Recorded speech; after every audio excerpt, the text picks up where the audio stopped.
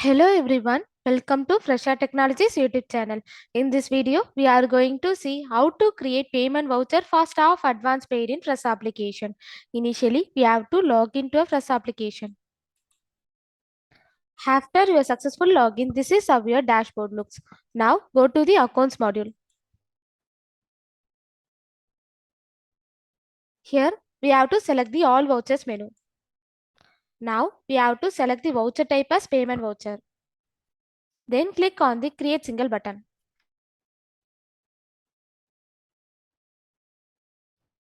On this payment voucher page, we have to enter the required details. Here, we have to click on the Save option. Now, click on the Add button to add the account details. On this account details page, we have to select the respective staff loan account and also enter the amount. Here, click on the Save and Close button.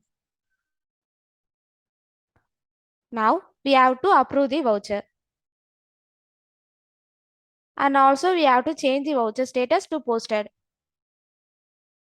This is how to create payment voucher for staff advance paid in Fresa application. Thanks for watching.